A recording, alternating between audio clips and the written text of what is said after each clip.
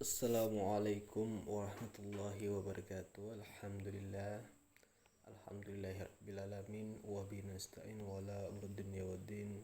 Salatu wassalamu ala asrafil anbiya wa awliya wa mursalin Sayyidina Muhammadin wa ala alihi washabihi ajma'in, amma ba'du. Baiklah, yang saya hormati dosen pengampu Adi Mursalin. Perkenalkan, nama saya Hafiz Kila. Saya dari Prodi Akuntansi Syariah kelas 3D. Di sini saya akan membahas pertemuan ketiga Islamic Marketing dan Manajemen, membahas pengembangan strategi dan rencana pemasaran dalam Islam. Dalam proses manajemen pemasaran, strategi dan rencana pemasaran merupakan unsur utama sehingga perlu dikaji secara mendalam, terukur dan kreatif agar dapat memadu kegiatan pemasaran dengan baik. Mengembangkan strategi pemasaran sebaiknya dilakukan setiap waktu serta diperlukan adanya bauran antara kedisiplinan dan fleksibilitas dalam pengembangannya.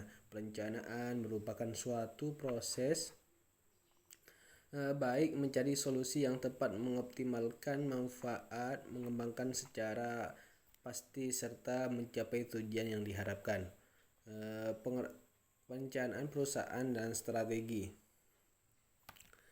Perencanaan perusahaan merupakan perumusan usaha yang dilakukan dalam bidang pemasaran dengan menggunakan sumber daya yang ada dalam suatu perusahaan guna mencapai tujuan dan sasaran tertentu serta pada waktu yang ditentukan. Rencana strategi pemasaran pada waktu yang telah ditentukan. Cara untuk menentukan berbagai peluang menarik dan menyusun strategi yang menguntungkan. Berikut beberapa hal yang diperhatikan terkait dengan strategi pemasaran dalam suatu perusahaan. Yang pertama ialah penetapan visi dan misi perusahaan. Visi dalam suatu pandangan jumlah tentang perusahaan, sedangkan misi adalah suatu penyataan yang harus dikerjakan oleh perusahaan sebagai usaha mewujudkan visi yang telah ditetapkan. Penetapan visi dan misi perusahaan merupakan hal yang penting untuk menentukan arah dan tujuan perusahaan tersebut. Yang kedua ialah perencanaan strategi pemasaran. Akhir-akhir ini telah terjadi perubahan besar pada strategi pemasaran dalam dunia bisnis. Hal ini dipicu oleh perubahan pada hidup, pola konsumsi masyarakat, kondisi ekonomi dan persaingan. Kini kegiatan pemasaran seperti promosi sudah makin marak dilakukan melalui media, terutama media sosial. Ada 4, yaitu perubahan kebiasaan konsumen dan dominasi dunia online. Yang kedua, duta merek, brand ambassador dari kalangan artis mulai tergantikan. Yang ketiga, community task yang semakin efektif. 4, terjadinya komunikasi dua arah dunia pemasaran. 5, strategi pemasaran dalam Islam.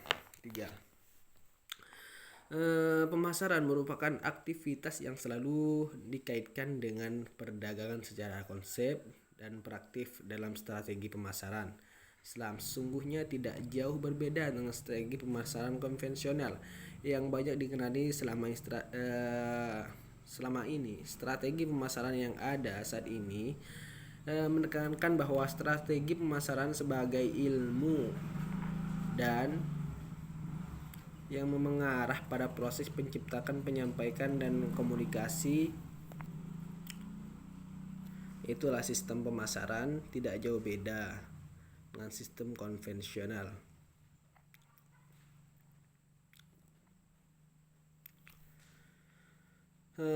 Flows kepada para konsumen serta menjaga hubungan dan dan menjalankan sebuah usaha secara Islam harus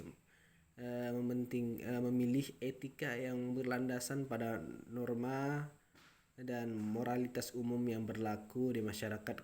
Keberhasilan suatu usaha tidak hanya dapat diukur dari peningkatan prestasi dan finansial. Lebih dari itu, keberhasilan suatu usaha harus diukur oleh tolak ukur moralitas dan nilai etika yang berlandasan pada nilai sosial dan agama.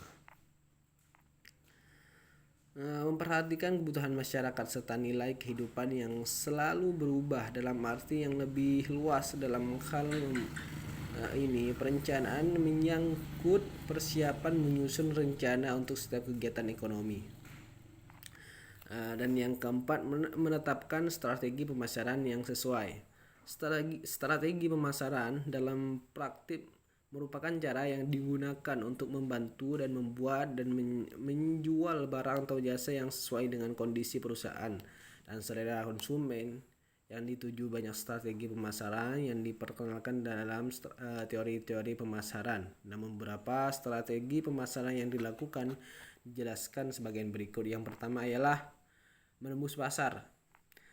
Strategi menembus pasar bertujuan meningkatkan penjualan dan penawaran barang dan jasa kepada sasaran pembeli, baik itu yang pernah menggunakan maupun yang belum menggunakan barang dan jasa. Dalam strategi ini memperoleh pangsa pasar yang lebih besar merupakan tujuan.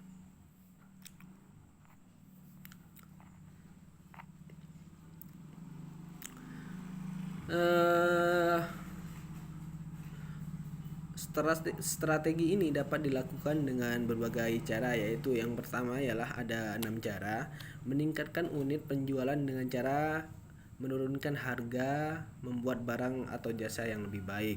Yang kedua, menambahkan lokasi dan staf penjualan agar dapat menjangkau jumlah pembeli yang lebih baik. Yang ketiga, menambahkan barang dan jasa yang melakukan program cuci gudang atau barang yang hampir kadaluarsa. Yang keempat, melakukan promosi penjualan seperti memberikan hadiah, diskon, dan voucher belanja. Meningkatkan pengenalan dan merek yang melakukan publisitas dan penelitian. Meningkatkan promosi melalui media dan cara yang sesuai dan sasaran pembeli yang hendak dicapai.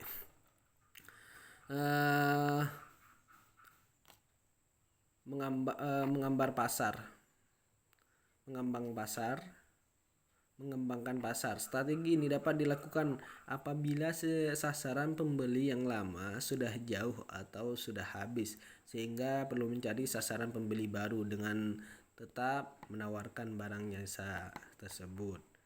Mengembangkan produk. Strategi ini merupakan perubahan barang atau jasa yang tetap menggunakan cara produksi yang sama dengan cara yang produksi lama. Strategi ini umumnya dilakukan untuk berpanjang masa edar atau siklus hidup. Jika perusahaan mengetahui bahwa sasaran pembeli mulai bosan, perusahaan harus mengubah barang jasa yang ditawarkan begitu. Melakukan diferensifikasi.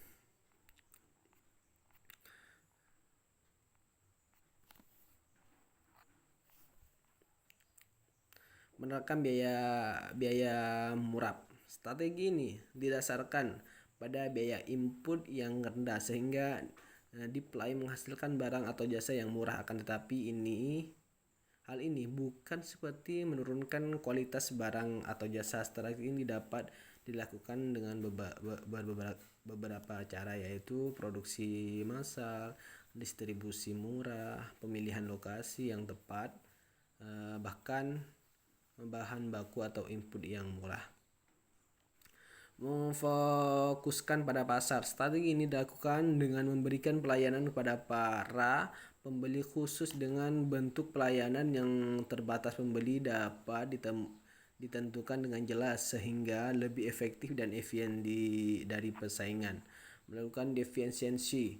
Strategi ini berfokuskan pada penciptaan barang atau jasa yang baru Yang berbeda dengan yang lain, strategi ini dapat dilakukan dengan beberapa cara, yaitu penciptaan citra, image, penggunaan teknologi baru atau teknologi yang berbeda, yang penampilan produk atau pelayanan jasa yang berbeda, penggunaan saluran distribusi yang berbeda.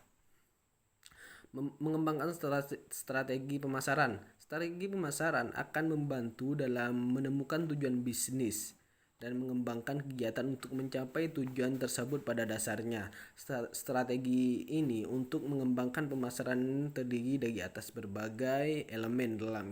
Dalam hal ini terdapat 6 konsep yang mendasari suatu strategi pemasaran sebagai berikut. Yang pertama, segmentasi pasar.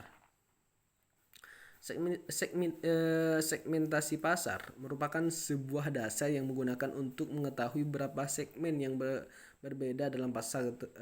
Dalam setiap segmen terdapat berbagai pembeli yang memiliki kebutuhan pola pembeli dan tanggapan yang berbeda-beda. Yang kedua ialah penentuan posisi pasar, marketing positioning. Pembentukan posisi pasar, marketing positioning. Segmen pasar dianggap menarik jika memiliki beberapa sifat berikut. Segmen pasar cukup besar, segmen pasar cukup potensial, segmen pasar tidak dikuasai oleh persaingan yang ada, segmen pasar masih membutuhkan sesuatu yang dapat dilayani oleh perusahaan.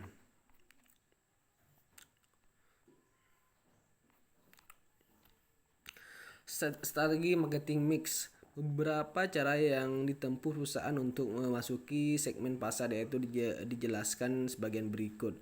Masukkan pasar dengan membeli perusahaan lain.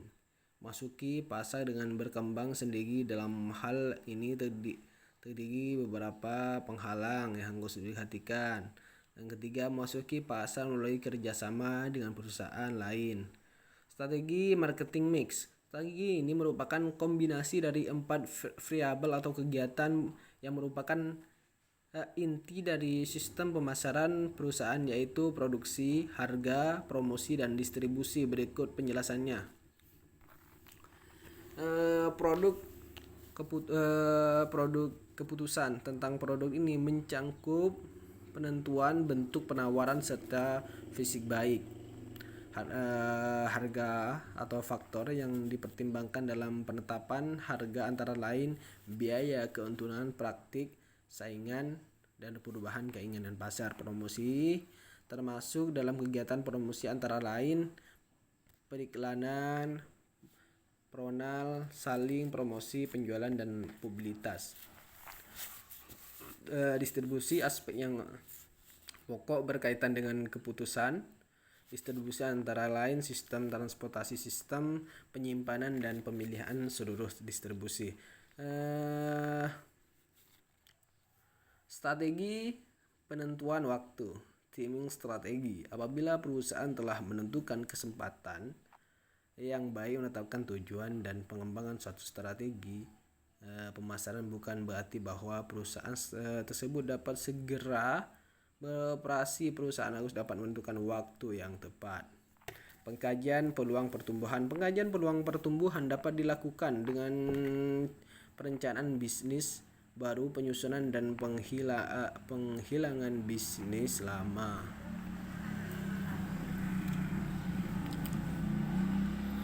Strategi pemasaran kepada pelanggan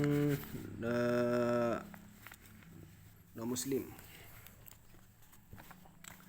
Pemasaran Islam bukan hanya ditunjukkan untuk kepada umat Islam, namun juga dapat ditunjukkan kepada berbagai umat beragama, bahkan umat yang tidak beragama sekalipun.